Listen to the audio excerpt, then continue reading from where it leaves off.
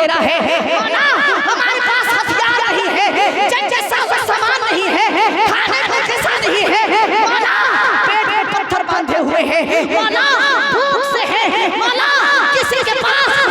کپڑا نہیں ہے کسی کے پیر میں جوتی نہیں ہے کسی کے بال بکھرے ہوئے ہیں کوئی 3 دن سے پتھر باندھا ہوا ہے کوئی 3 دن سے کھایا نہیں ہے مولا ہمارے پاس ہتھیار نہیں ہے مولا ہمارے پاس ساز و سامان نہیں ہے اگر یہ آج نہ رہے مولا اگر یہ کٹ گئے مولا یہ ذبح ہونے آئے ہیں اگر یہ ذبح ہو گئے یہ کٹنے آئے ہیں اگر یہ کٹ گئے مولا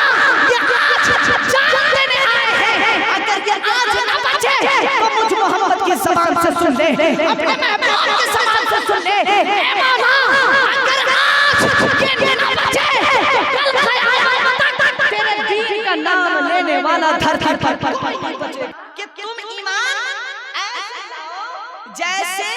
اللہ کے رسول صلی اللہ تعالی علیہ وسلم کے صحابہ نبی اور ہمیں ایمان ویسے ہی لانے کو کہا جا رہا ہے کہ جیسے حضرت ابوبکر صدیق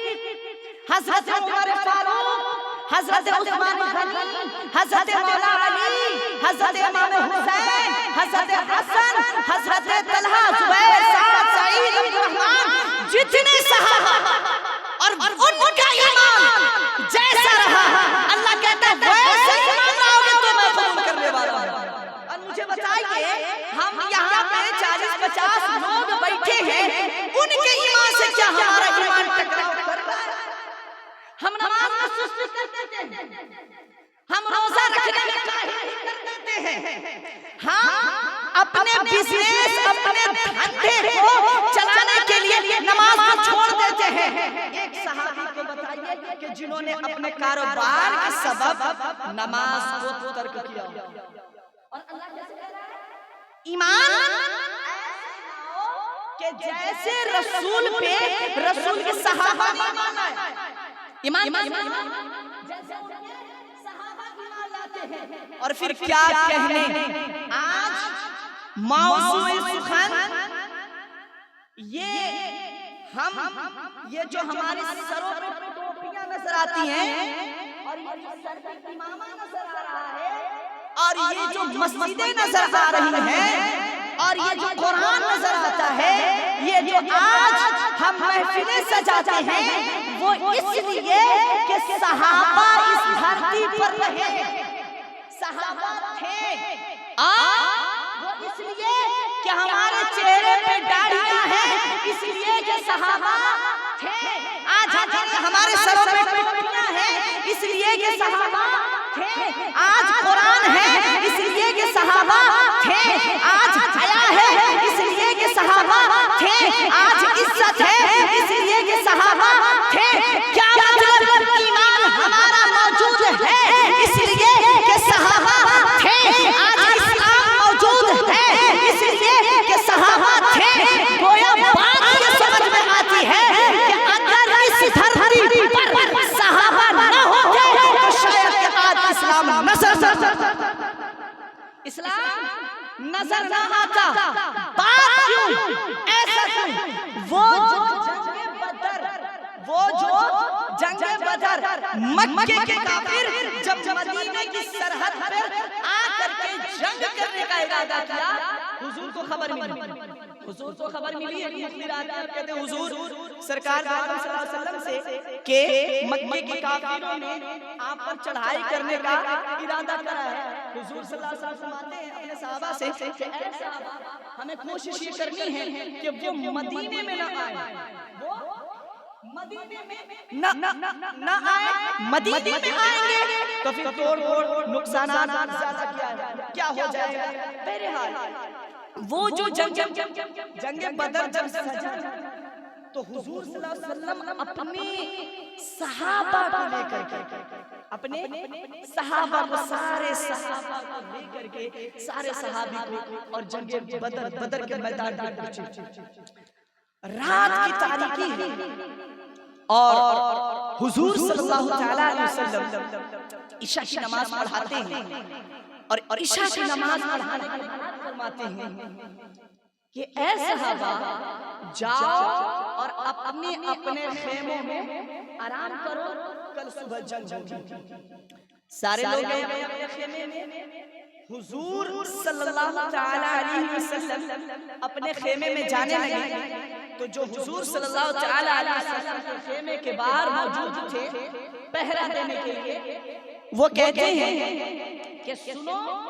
میں جا رہا ہوں رب سے باتیں کرنے۔ آج ہم دعا کرتے ہیں نا، میں نے آپ کو پہلے بھی کہا کہ رب سے دعا ٹھیک ہے، بات کیجیے، اللہ سے باتیں کیجیے، اللہ سے یوں باتیں کیجیے، بات کیجیے اور فیل کیجیے، محسوس کیجیے کہ جو ہم کہہ رہے ہیں اللہ سن رہا ہے، اللہ دیکھ رہا ہے، اور اپنی چھوٹی بڑی تمام تکلیفیں، تمام درد، ساری پریشانیاں اللہ سے کہیے، کھل کے کہیے۔ اور یہ کہنا ہمیں حضور نے بتایا کیسے کہا جاتا ہے، اور کیا کہنے حضور نے فرمایا اپنے وہ پہرے دار سے کہ میں جا رہا ہوں اور تمہاری ذمہ داری ہے کہ اندر کسی کو آنے مت دینا۔ اسی پر صلاح وہ پہرے دار دروازے پہ کھڑے رہے، حضور اندر گئے، اور اتفاق دیکھیے کہ حضور جب اندر جا رہے تھے نا تو ایک جملہ کہا تھا پہرے دار سے کہ سنو کسی کو اندر مت آنے دینا، لیکن جب میرا یار ابو بکر آئے تو اسے روکنا بھی مت۔ سبحان اللہ، ابو بکر آئے تو اسے روکنا بھی مت۔ لیکن ہوا ایسا کہ ابو بکر کے بارے میں حضور نے فرمایا تھا پہرے دار کو کہ جب ابو بکر آئے گا تو اسے روکنا بھی مت۔ خدا کی قسم حضرت ابو بکر آئے، حضرت ابو بکر آئے بھی، اور پھر کیا کہنا، یہ بات جو ہم تک پہنچی حضرت ابو بکر نے ہی تو پہنچائی یہ بات۔ پہرے دار کھڑا ہے، حضور صلی اللہ تعالی علیہ وسلم اندر گئے، اتفاق سے حضرت ابو بکر آ گئے۔ حضرت ابو بکر نے فرمایا میرا محبوب کدھر؟ سبحان اللہ، وہ عاشق، وہ ابو بکر، کیا کہنا اس ابو بکر کے جو اسلام کا سب سے پہلا مومن، جو سب سے پہلا خلیفہ، جو سب سے پہلا صحابی، جو حضور پر سب سے پہلے ایمان لائے، جو حضور پر صلی اللہ علیہ وسلم پر اپنی جان مال سب سے زیادہ خرچ کیا، جس کے بارے میں حضور نے فرمایا تھا کہ اے ابو بکر ہم پر جتنے لوگوں نے احسان کیا سب کے احسان کا بدلہ دے دیا، لیکن ابو بکر جو تو نے مجھ پہ احسان کیا ہے اس احسان کا بدلہ میں محمد نہیں کل اللہ رب العزت عطا کرے گا۔ وہ ابو بکر، وہ پہلا مددگار، پہلا صحابی، نبی نے جسے ہر حد پر دعا دی، وہ افضل بشر بعد انبیاء ہے، وہ جانے صداقت، وہ جانے وفا ہے، فرشتے اسی کی عطاؤں کے عاشق، اسی کی نماز و دعاؤں کے عاشق، وہ نبیوں سے کم کر اماموں سے اعلیٰ، محمد سے ہر دم وفا کرنے والا، بشر کی شرافت کا معیار ٹھہرا، صداقت کا اونچا وہ مینار ٹھہرا، وہ چلتا ہوا ایک باب حرم تھا، وہ سارے کا سارا تھا قرآن جیسا، خدا کا تھا ایک ایک فرمان جیسا، خدا اس پر راضی ہوا وہ خدا پر، کہے اسے آمین اس کی دعا پر، جھکاتا تھا نظر عمر اس کے آگے، کھڑا ہو کے شام و سحر اس کے آگے، وہ کتنا بڑا ہے خدا جانتا ہے، وہ کیسے بنا ہے خدا جانتا ہے، وہ کتنا بڑا ہے یہ خدا جانتا ہے،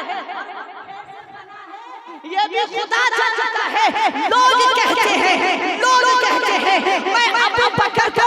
صدیق نہیں کہتا، لوگ کہتے ہیں میں ابو بکر کو پہلا نہیں کہتا، میں کہتا ہوں کوئی صدیق مانے نہ مانے یہ ہے اگر اس کے رتبے خدا نے، وہ خدا نے دیا ہے۔ اچھا جب ابو بکر آئے تو کیا دیکھتے ہیں کہ حضور کا امامہ، حضور کا امامہ، وہ اپنے سر سے اور زمین پر رکھ دیا ہے، اور حضور کا سر سجدے میں، حضور کا سر، اور جانتے ہیں حضور نے کیا سجدے کر کے کہا تھا کہ مولا یہ جو آج 313 آئے ہیں، یہ جو 313 میں لے کے آیا ہوں مولا یہ میری محنت کی کمائی ہے، یہ جو 313 ہے مولا یہ میری محنت کی کمائی ہے، بڑے وفادار ہیں مولا، ان سے کہا چلنا ہے یہ چل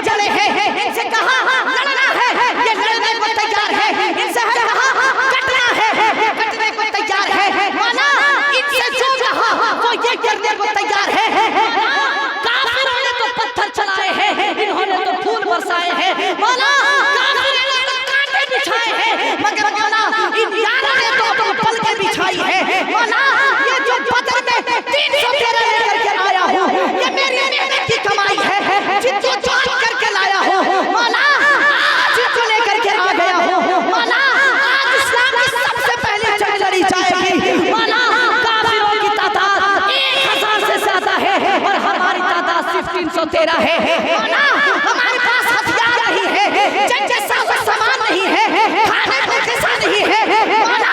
पेट में पत्थर बांधे हुए हैं, मौला भूख से है, मौला किसी के पास ढंगा कपड़ा नहीं है, किसी के पैर में जूती नहीं है, किसी के बाल बिखरे हुए हैं, कोई 3 दिन से पत्थर बांधा हुआ है, कोई 3 दिन से खाया नहीं है, मौला हमारे पास हथियार नहीं है, मौला हमारे पास साजो सामान नहीं है, अगर ये आज न रहे, मौला अगर ये कट गए, मौला ये सिपा होने आए हैं, अगर ये सिपा हो गए, ये कटने आए हैं, अगर ये कट गए, मौला ये आज जान देने आए हैं, अगर ये आज न बचे तो मुझ मोहम्मद की ज़बान से सुन ले, अपने मेहमान की ज़बान से सुन ले, ए मौला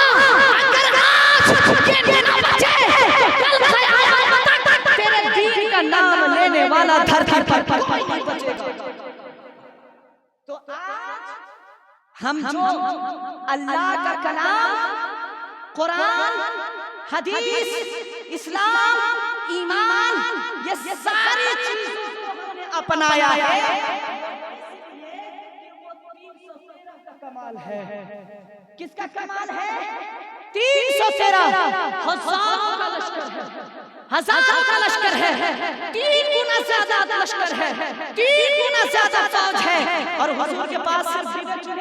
313। हमने 2 के बारे में पढ़ा। वो 2 बच्चे, मैं मुख्तसर में आगे बढ़ता हूँ, जंग बदर का वो वाक़या, हुजूर सल्लल्लाहु अलैहि वसल्लम फरमाते हैं अंसार सहाबा थे और मुहाजिरीन सहाबा थे, वो भी सहाबा थे, और जो मदीने में ईमान लाए वो भी सहाबा थे, दोनों मौजूद हैं। हुजूर ने फरमाया कौन लड़ेगा इन लोगों से, कौन लड़ेगा इन लोगों से, उनकी फौज हज़ारों में है, हम सिर्फ 313 हैं, वो हज़ारों से ज्यादा है, उनके पास हथियार है, ढाल है, नेज़ा है, तलवार है, वो खाता पीता हुआ इंसान है, उनके पास घोड़े हैं, ऊंट है, उनके पास सारे सामान है, वो खाते पीते लोग हैं, लेकिन तुम्हारे पास कुछ भी नहीं, तुम्हारे पास कुछ भी नहीं है। 6 सिर है, 8 शमशीरें, 2 घोड़े हैं, सिर्फ इतना से जंग लड़ना है, हज़ारों का लश्कर है, और सहाबा पत्थर बांधे हैं, भूख से है, रोजे से है, कुछ खाए नहीं है। सहाबा फरमाते हैं कि लड़ोगे लड़ोगे उन लोगों से, सहाबा फरमाते या रसूल अल्लाह हम कटने को तैयार हैं, हम लड़ने को तैयार हैं। अंसार सहाबा की तरफ मुखातिब हुए, अंसार सहाबा की तरफ तुम लोग में कौन कौन है? हज़रत मिक़दाद वो खड़े हुए और कहते हैं कि या रसूल अल्लाह आप कहते हैं, पूछते हैं कोई हम मूसा की कौम है, हम कोई मूसा अलैहिस्सलाम की कौम है, कि जब हज़रत मूसा ने अपनी कौम से लड़कर कहा था कि चल हमें कौम अमालिका से लड़ना है, तो मूसा की कौम ने कहा था फज़हब अंत रब्बुका फ़क़ातिला, तू जा तेरा रब जाने, तू लड़ तेरा रब लड़े। हज़रत मूसा, वो मूसा अलैहिस्सलाम जिनके कौम के बारे में अल्लाह ने कुरान में कहा कि उनके लिए भेजा, उनके लिए भेजी, सारी चीजें जब तो अल्लाह उनके लिए आसमान पे बादल का साया कर देता था, चश्मे जारी कर दिया था, उनके कौम के लोग एक घाट अपना लिए थे। लेकिन जब अल्लाह ने कहा ऐ मूसा अपने कौम से कहो कि कौम अमालिका से लड़ना है, तो उनके कौम ने कहा था फज़हब अंत रब्बुका फ़क़ातिला, तू जानो तेरा रब जाने, हम नहीं लड़ते। हज़रत मिक़दाद कहते हैं कि या रसूल अल्लाह हम कोई मूसा अलैहिस्सलाम के कौम के लोग हैं कि हम ये कहते हैं कि आप लड़ेंगे, या रसूल अल्लाह नबी का हुक्म हो तो कूद जाए समंदर में, जहां हम करते हैं अल्लाहू अकबर में। वो सारे सहाबा लड़ने लगे हैं, मैदान सजा है, सारे लोग लड़ रहे हैं, जिसमें हज़रत जिब्रील जिब्रील मदद के लिए आए थे। सहाबा फरमाते हैं कि या रसूल अल्लाह एक आवाज आती है अक़दिम हाय ज़ुम,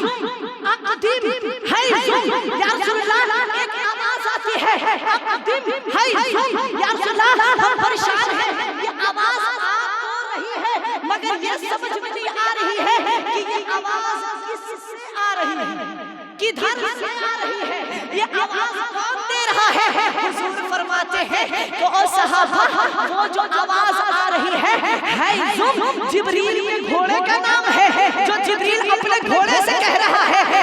زم آگے بڑھو صحابہ فرماتے ہیں یا رسول اللہ بعض دفعہ ایسا ہو رہا ہے کہ جب میں کسی کافر کو قتل کرنے جا رہا ہوں تو مجھے قتل کرنے سے پہلے مجھے قتل کرنے سے پہلے قتل ہو جاتا ہے حضور فرماتے ہیں پیارے صحابہ وہ جو قتل ہوتا ہے اسے جبریل امین قتل کر رہے ہیں لقد بے شک رب نے تمہاری مدد کی بدر بدر کے میدان میں جب تم بے سر و سامان تھے اللہ نے ان کی وہاں مدد کی وہ چھوٹے بچے حضرت عبد الرحمن کے پاس آتے ہیں اور کہتے ہیں چچا وہ ابو جہل وہ ابو جہل اسلام کا سب سے بڑا دشمن حضور کا سب سے بڑا دشمن وہ چھوٹے او مومنوں پتہ ہے ان کے پاس نا ہتھیار نہیں تھے وہ اونٹ کا گوشت کھا کر کے لڑنے نہیں آئے تھے وہ پانی پی کے نہیں لڑ رہے تھے 313 وہ جو 313 تھے ان کے پاس ہتھیار بھی نہیں یہاں تک حدیث ہے کہ جب تلواریں جب بے ہتھیار ہوئے تو حضور نے کھجور کی ٹہنیوں کو توڑنے کا حکم دیا کھجور کی ٹہنیوں سے کافروں کو قتل کرنا شروع کر دیا 313 کیوں بتاؤں وہ جو 313 لڑنے آئے تھے نا وہ اپنے ہتھیار کے بنیاد پر نہیں وہ ایمان کی طاقت کو لے کر کے آئے تھے ان کا یقین تھا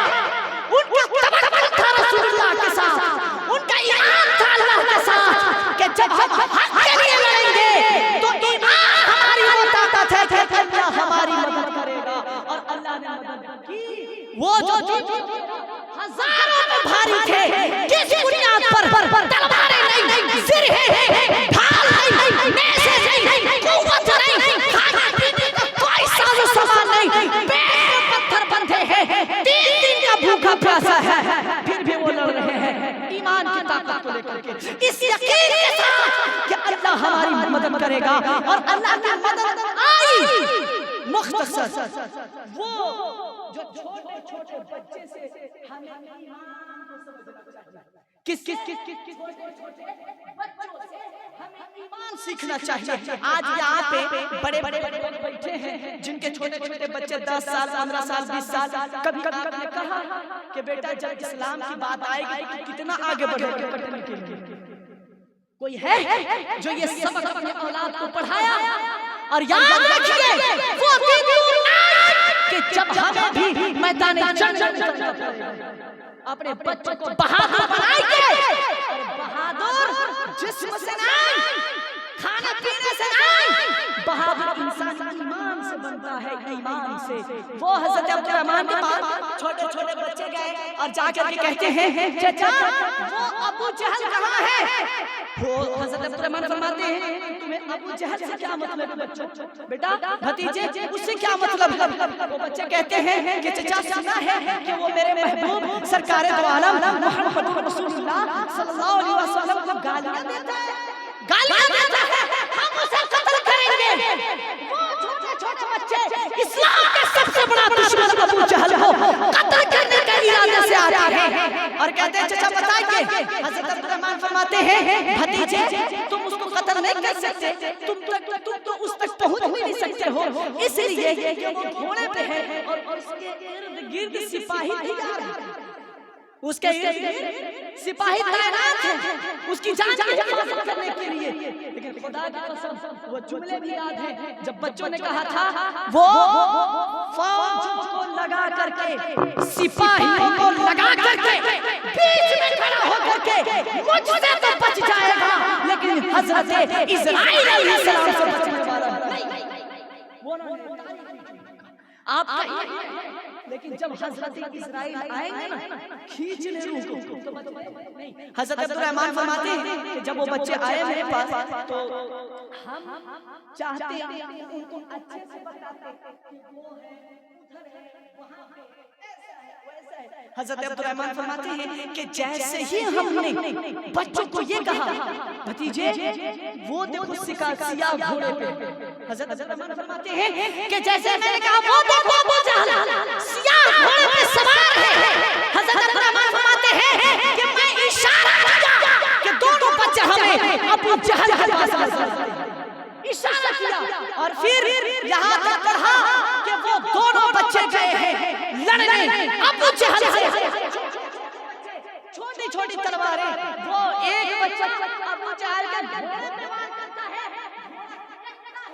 ابو جہل پہ گرتا ہے ایک سپاہی آتا ہے اور ایک بچے کو اسی وقت اسی جگہ شہید کر دیتا ہے. انا للہ و انا الیہ راجعون.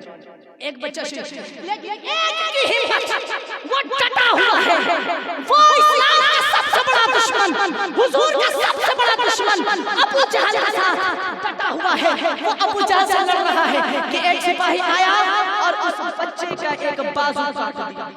جب ایک بچہ کاٹ دیا اور حضور دیکھ رہے ہیں اور وہ بچے کا جب بازو کٹا تو وہ تن سے جدا نہیں ہوا. اتنا کٹا کہ وہ لٹک گیا. لگا ہوا مگر لٹکا ہوا ہے. اور جب وہ بچہ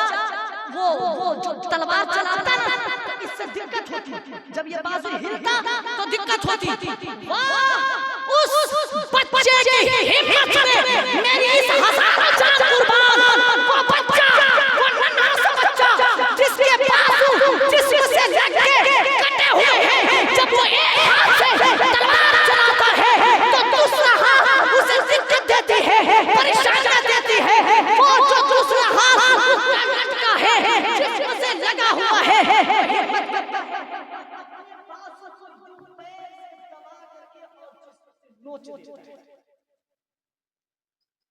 وہ بچہ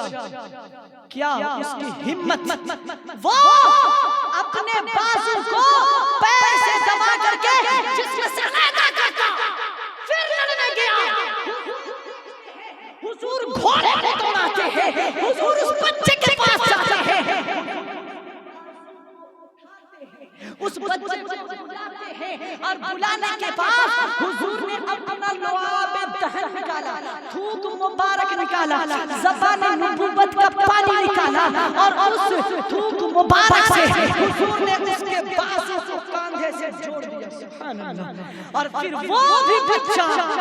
لڑتے لڑتے اسی میدان میں انا للہ و انا الیہ راجعون. عزیزوں کہاں ہے ہمارا ایمان؟ آج ہمارے پاس سب کچھ ہے. دولت ہے شہرت ہے اچھا مکان ہے پیسہ روپیہ ہے